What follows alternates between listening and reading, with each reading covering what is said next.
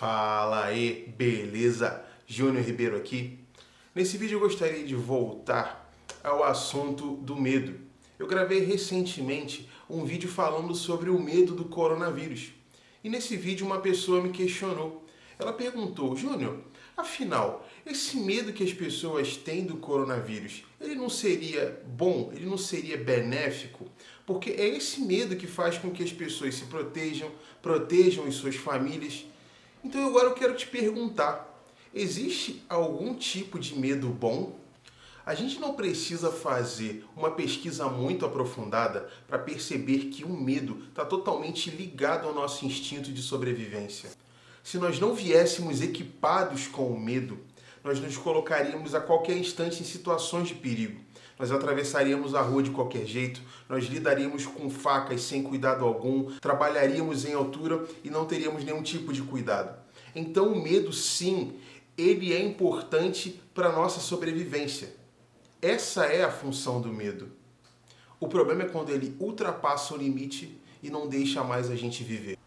Para exemplificar isso, eu lembrei de uma situação que eu vivi. A minha infância foi nos anos 90. Então era comum das crianças dessa época brincarem na rua. A gente não tinha tanta brincadeira dentro de casa, a gente brincava na rua. A alegria de criança era quando outra criança chegava. E eu lembro que uma criança chegou junto com a sua mãe na minha casa. E foi uma alegria, foi uma festa, tipo, vamos brincar. E eu chamei meu irmão e a gente chamou esse menino, só que esse menino falou que precisava pedir para a mãe dele. E quando esse menino foi falar com a mãe ficou tensa. E a minha mãe, percebendo isso, falou assim: não, pode deixar ele brincar na rua, não tem problema não. E a mãe respondeu: que isso? Vai que roubam meu filho. Eu sei que a gente tem um problema sério com questão de rapto de crianças e tudo mais. Eu queria que você entendesse que o contexto dos anos 90 era uma outra época, é uma outra mentalidade, uma outra situação. Mas se a gente fosse parar para analisar como era a minha rua, era uma rua paraíso das crianças. Porque não passava carro, as pessoas se conheciam, então se tinha alguém na rua ajudava a tomar conta. Era sempre movimentado de pessoas conhecidas, então era um ambiente muito seguro para uma criança brincar. Só que essa mãe não deixou esse menino brincar com a gente porque ela tinha medo que passasse alguém e roubasse o seu filho. E você concorda? Não, Júnior, o medo dessa mãe é plausível. Ela estava querendo apenas proteger o seu filho. A grande questão é quando o medo serve apenas para uma proteção, quando esse medo passa a ser aquilo que rege a vida de uma pessoa.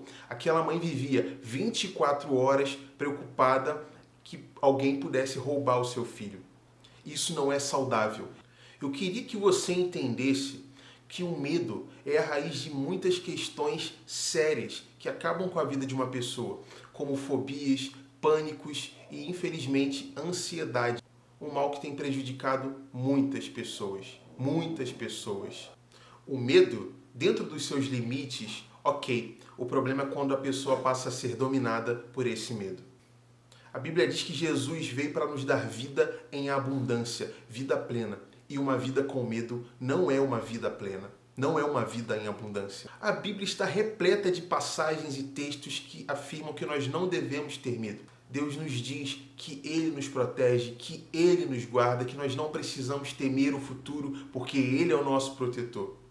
Eu vou citar várias dessas passagens e vou colocá-las todas na descrição. Então acompanha comigo os textos que eu coloquei. Eu quero compartilhar algumas histórias minhas. Eu já perdi muita coisa nessa vida. Eu perdi pessoas próximas, pessoas que eu amava muito e tinham uma ligação muito forte comigo. Perdi amigos, perdi parentes.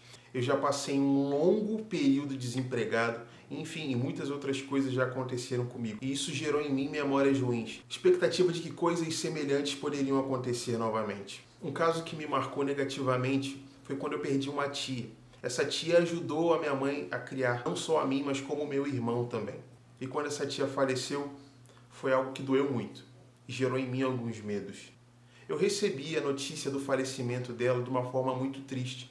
Eu fui trabalhar num dia normal e de manhã o telefone toca, minha mãe me liga de uma forma como ela fazia com naturalidade, e quando eu atendo, pensando que fosse alguma trivialidade, ela vem com a notícia de que a minha tia, tão amada, tinha falecido.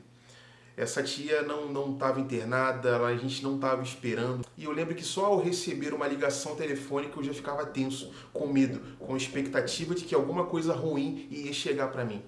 E aquilo não foi algo fácil de superar. Aquele medo cresceu e se eu recebesse uma ligação telefônica, aquilo estragava o meu dia.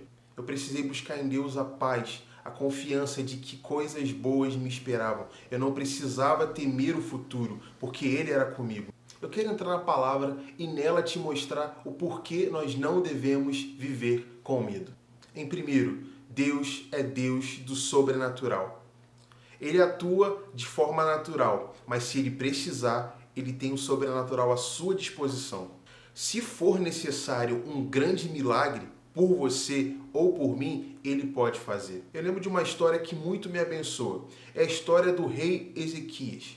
O rei Ezequias reinou em Jerusalém durante um período e a Bíblia fala algumas coisas legais a respeito dele e uma experiência que marcou não só o reinado dele, mas com certeza marcou aquela geração e serviu de testemunho para um povo, foi quando ele foi desafiado pelo rei Senaqueribe, o rei assírio Senaqueribe. Senaqueribe passou vindo do seu país, dominando toda a região, e até que um dia ele chegou em Jerusalém. Quando ele sitiou a cidade, deixou a cidade cercada, ele começou a desafiar o rei Ezequias, insultar o povo e principalmente insultava a Deus. E Ezequias estava numa situação muito difícil. Ele não tinha um exército, a cidade estava totalmente destruída, a cidade estava faminta, estava fácil para Senaqueribe dominar Ezequias. Então Ezequias clama a Deus por uma intervenção. E naquele dia Ezequias sai com uma palavra de que nenhum mal iria acontecer a ele e que aquele rei malvado iria voltar para sua terra envergonhado. Eu queria que você entendesse que Ezequias não tinha chance nenhuma, mas ao invés de ser dominado pelo medo, ele buscou a Deus. E aconteceu que, naquela noite, um anjo do Senhor passou no acampamento de Senaqueribe e matou 185 mil soldados. O sobrenatural aconteceu de uma forma incrível e o livramento chegou para Ezequias. Senaqueribe voltou para sua terra envergonhado e lá foi morto pelos filhos. Eu quero te falar, se for preciso, Deus pode agir de forma sobrenatural por você e por mim. Então nós não precisamos viver acuados com medo. Segundo, traga à memória aquilo que te dá esperança. Essa é uma passagem bíblica muito conhecida, está lá em Lamentações 3. Infelizmente, na sociedade em que a gente vive, está fácil trazer à memória aquilo que nos dá medo. Nós acordamos de manhã, a gente já começa com coronavírus, logo de tarde coronavírus e de noite é coronavírus. A gente está cercado por uma maré de notícias ruins, então está fácil trazer à memória aquilo que alimenta o nosso medo.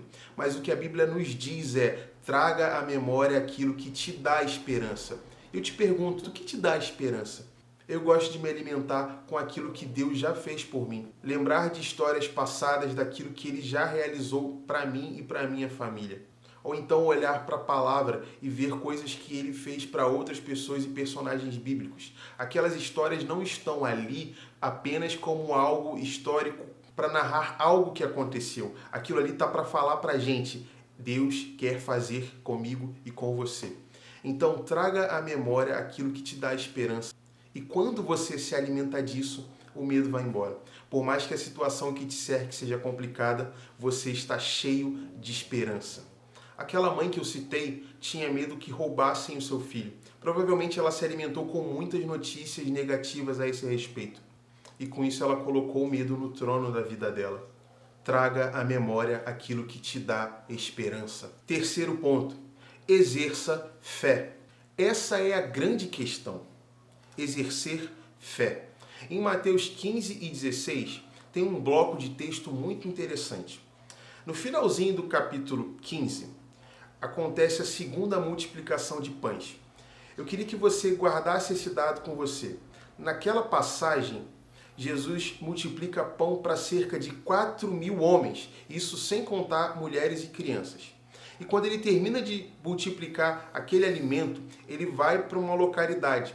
E lá ele se encontra com líderes religiosos. A Bíblia descreve que eles eram os fariseus e saduceus, uma casta religiosa daquela época.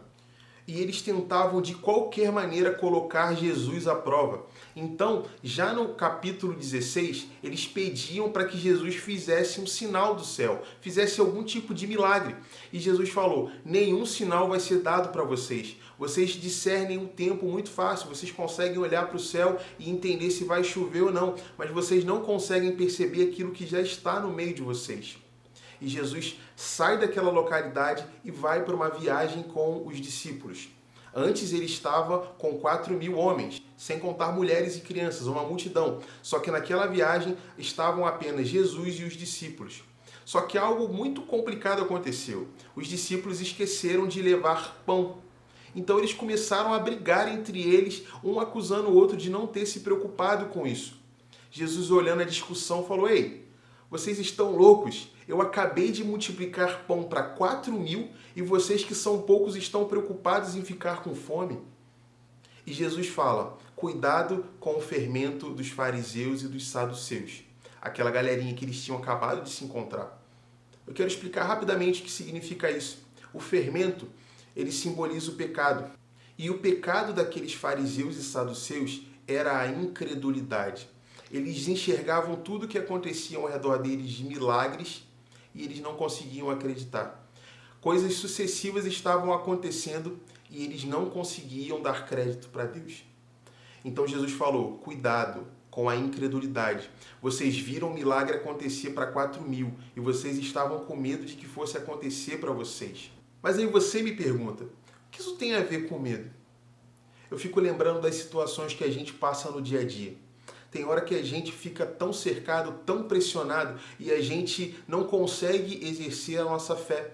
Mas a Bíblia mesmo diz que Ele nunca nos deixaria.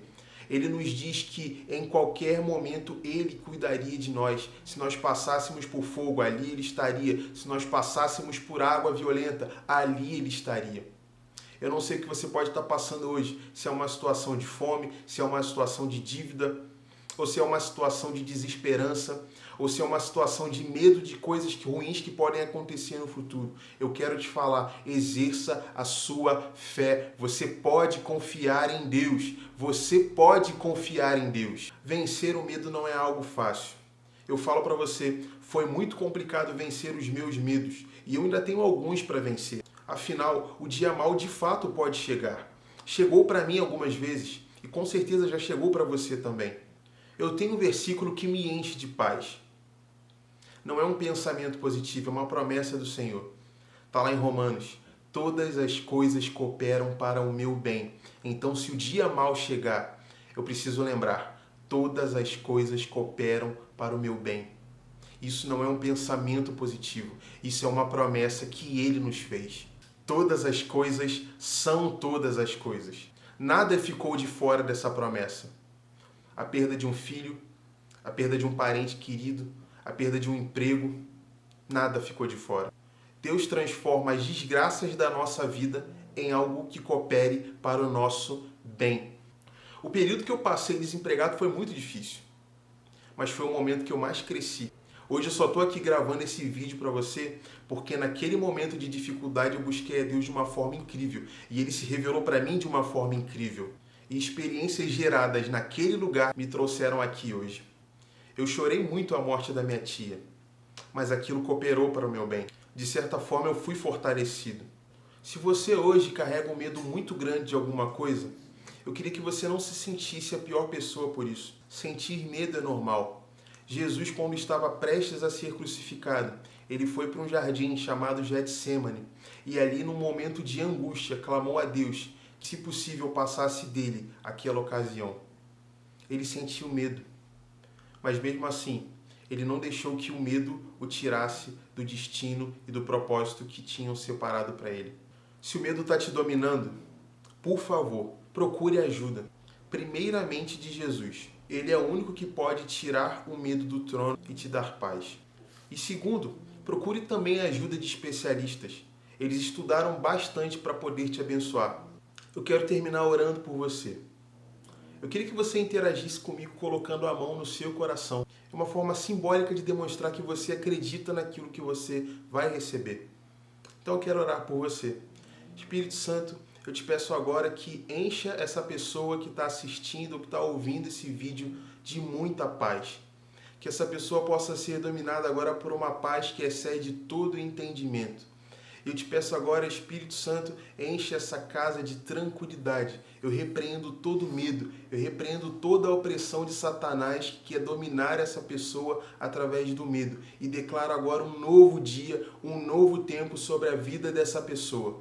Eu já te agradeço porque eu sei que testemunhos vão chegar. Em nome de Jesus. Amém. Se esse vídeo te abençoou, me ajude a espalhar essa mensagem. Compartilhe para os seus amigos. Não deixe de se inscrever e, por favor, ative o sininho. E deixe seus comentários, eles me abençoam bastante. E eu preciso falar, esse vídeo nasceu através de um comentário que eu recebi. Deus te abençoe.